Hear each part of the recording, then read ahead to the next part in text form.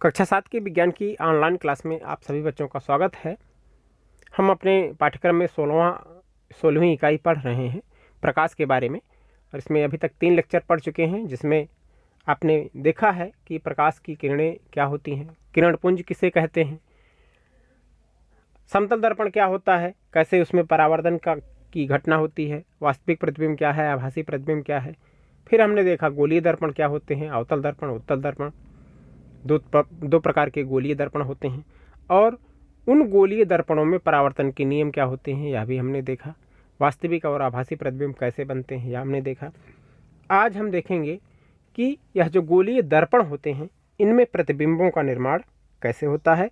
कोई वस्तु कहीं पर रखी है तो वह उसका प्रतिबिंब कैसा और कहाँ बनेगा, यह आज की इकाई में हम आज की क्लास में देखेंगे।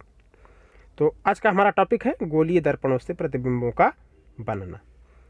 अवतल दर्पण द्वारा पहले प्रतिबिंबों का बनना हम देख लेते हैं कि अवतल दर्पण के सामने जो वस्तु रखी है उसमें कोई प्रतिबिंब बनता है तो वह वस्तु की स्थिति के अनुसार कहाँ और कैसे बनता है। अवतल दर्पण के सामने वस्तु की विभिन्न स्थितियों के आधार पर निम्न प्रकार से प्रतिबिंब बन सकते हैं। जब वस्तु OA एक वस्तु है जिसे हम OA से प्रदर्शित कर रहे हैं 2 अक्षरों से, यह इतनी लंबी वस्तु है, यह वस्तु मुख्य फोकस मतलब मुख्य फोकस F तथा ध्रुव P के बीच रखी होती है, तो इससे जो चलने वाली प्रकाश की किरणें हैं वह परावर्तन के पश्चात इस चित्र के अनुसार फैल जाती हैं और तथा दर्पण के पीछे किसी बिंदु पर मिलती हुई प्रतीत होती हैं। फलस्वरूप जो प्रतिबिंब बनता है BI वह दर्पण के पीछे बनता है। यह प्रतिबिंब हमेशा सीधा बनता है, आभासी बनता है और वस्तु से हमेशा बड़ा बनता है। सीधा, आभासी और वस्तु से बड़ा कब? जब वस्तु मुख्य फोकस और ध्रुव के बीच रखी हुई होती है तब। दूसरी स्थिति है जब वस्तु मुख्य फोकस पर रखी है, तब क्या होगा? कोई भी वस्तु, तो प्रकाश की किरणें परावर्तन के पश्चात इस चित्र के अनुसार समानांतर हो जाती हैं और जिनके अनंत दूरी पर मिलने की कल्पना की जाती है। मतलब यह एक दूसरे से कहाँ मिल सकती हैं? अनंत पर, कुछ पता नहीं है कितनी दूर पर मिल सकती हैं, उसे हम अनंत कहते हैं। और यह जो दर्पण का प्रतिबिंब बनता है, अगर कोई वस्तु मुख्य फोकस पर रखी है अवतल दर्पण के, तो मुख्य फोकस से चलने वाली प्रकाश की किरणें बाद में मुख्य अक्ष के समानांतर चलने लगती हैं। मुख्य फोकस पर रखी हुई वस्तु की से जाने वाली प्रकाश की किरणें परावर्तित होने के पश्चात मुख्य अक्ष के समानांतर चलने लगती हैं और अनंत पर मिलती हैं, और जिनकी अनंत दूरी पर मिलने की कल्पना करते हैं हम, और वह प्रतिबिंब भी अनंत पर बनता है। तो मुख्य फोकस पर रखी वस्तु का प्रतिबिंब कहाँ पर? अनंत पर। तीसरी स्थिति है जब वस्तु OA मुख्य फोकस तथा वक्रता केंद्र के मध्य रखी हो। यहाँ हो OA यहाँ पर रखी है, यह मुख्य फोकस है, C इसका वक्रता केंद्र है। अगर मुख्य फोकस और वक्रता केंद्र के मध्य रखी है वस्तु, तब यह कहाँ बनता है प्रतिबिंब? प्रतिबिंब BI जो है वह अनंत तथा वक्रता केंद्र के मध्य बनता है। अगर मुख्य फोकस और वक्रता केंद्र के मध्य रखी है कोई वस्तु, तो उसका प्रतिबिंब BI जो है वह कहाँ बनता है? अनंत पर और वक्रता केंद्र के मध्य। अनंत और वक्रता केंद्र के मध्य कहीं बन सकता है।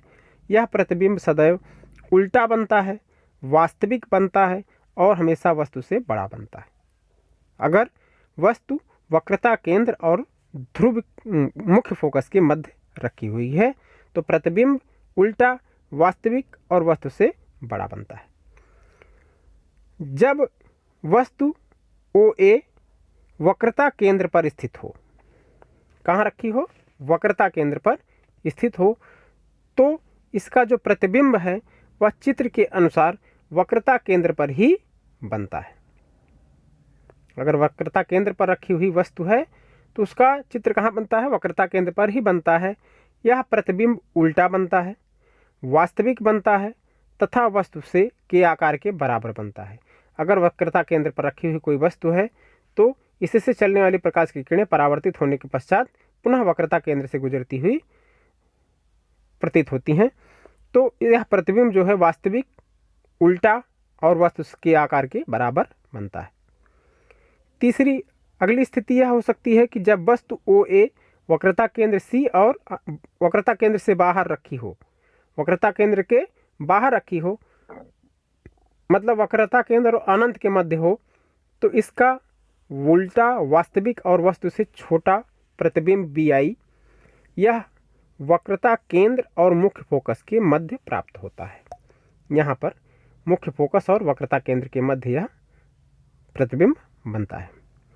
और जब वस्तु अनंत दूरी पर होती है तो आपतित प्रकाश किरणें दर्पण से परावर्तित होने के पश्चात समानांतर हो जाती हैं।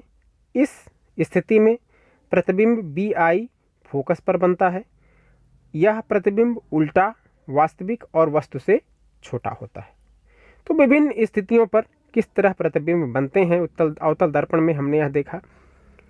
उत्तल दर्पण में कैसे प्रतिबिंब बनता है। उत्तल दर्पण के सामने वस्तु चाहे जहाँ पर रखी हो, चाहे वह ध्रुव पर हो, चाहे वह मुख्य फोकस पर हो, मुख्य फोकस या ध्रुव के बीच में हो, चाहे मुख्य फोकस और वक्रता केंद्र के बीच हो, या अनंत पर हो, या वक्रता केंद्र और अनंत के बीच पर हो, कहीं पर भी रखी हो, उसका प्रतिबिंब सदैव दर्पण के पीछे ध्रुव और मुख्य फोकस के मध्य बनता है। और जो प्रतिबिंब बनता है वह हमेशा सीधा बनता है, आभासी बनता है और वस्तु से छोटा बनता है। एक ही स्थिति प्रतिबिंब बनने की है, वस्तु कहीं भी उत्तल दर्पण के सामने रखी हो। तो यह गोलीय दर्पण में प्रतिबिंब किस प्रकार बनता है यह हमने देखा। आवर्धन क्या होता है। मैग्निफिकेशन, बस प्रतिबिंब की ऊंचाई तथा वस्तु की ऊंचाई, जो उसका प्रतिबिंब बन रहा है और जिस वस्तु को प्रतिबिंब बन रहा है उस वस्तु की ऊंचाई, दोनों के अनुपात को हम आवर्धन कहते हैं।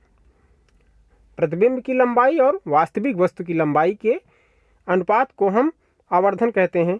इसे यम से प्रदर्शित किया जाता है। अर्थात आवर्धन बराबर प्रतिबिंब की ऊंचाई बटे वस्तु की ऊंचाई, यम बराबर I बटे O। यह इसका सूत्र होता है जो कि हमें जो प्रश्न होते हैं उन्हें हल करने में मदद करता है। अब जान लीजिए कि गोलीय दर्पण के उपयोग क्या क्या होते हैं, कहाँ कहाँ गोलीय दर्पण प्रयोग किए जाते हैं। कार, बस, ट्रक, इन गाड़ियों में बगल में शीशे लगे होते हैं बाहर दाईं ओर, यह उत्तल दर्पण होता है। इस दर्पण के पश्च दृश्यक, रियर व्यू मिरर भी कहा जाता है इसे। इसकी सहायता से जो गाड़ी चला रहा है वह अपने पीछे जो गाड़ियां आ रही हैं उन्हें देखकर सतर्क हो जाता है। सड़क पर जो प्रकाश की किरणों को अधिक से अधिक क्षेत्र में फैलाने हेतु लैंपों के जो परावर्तक का उपयोग किया जाता है वह अवतल आकार के बनाए जाते हैं, जिससे कि ज़्यादा से ज़्यादा क्षेत्र में यह प्रकाश की किरणें फैल सकें। सूर्य से आने वाली प्रकाश की किरणों को केंद्रित करने के लिए अवतल दर्पण का प्रयोग किया जाता है। मोटर वाहनों की बत्तियों में टार्च के बल्ब के पास तथा परावर्तक दूरदर्शी में हम अवतल परावर्तक का उपयोग करते हैं। तो यह हमारे गोलीय दर्पणों के दैनिक जीवन में होने वाले उपयोग हैं।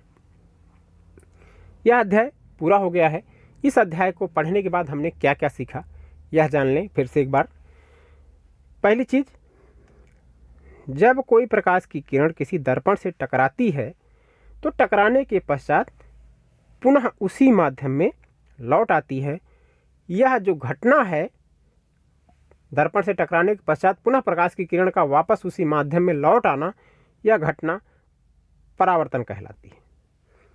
दूसरी बात, आपतित किरण, परावर्तित किरण और अभिलंब एक ही तल में एक बिंदु पर हमेशा मिलते हैं तथा जो आपतन कोण है वह हमेशा परावर्तन कोण R के बराबर होता है। मतलब कोण I हमेशा कोण R के बराबर होता है।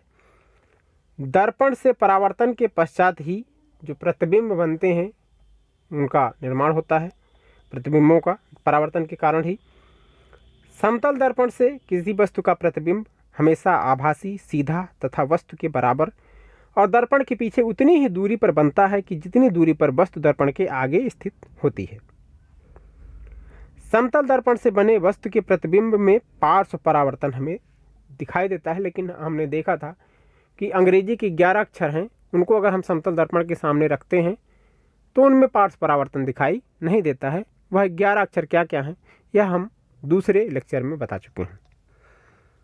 उत्तल दर्पण में वस्तु का प्रतिबिंब सदैव आभासी वस्तु से छोटा, दर्पण के पीछे ध्रुव व फोकस के बीच ही बनता है। एक ही स्थिति है उत्तल दर्पण में फोकस बनने की।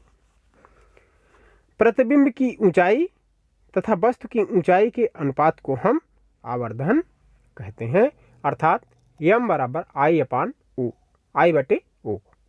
तो यह सारी चीज़ें हमने इस इकाई में पढ़ी हैं और यह इकाई इसी के साथ समाप्त होती है।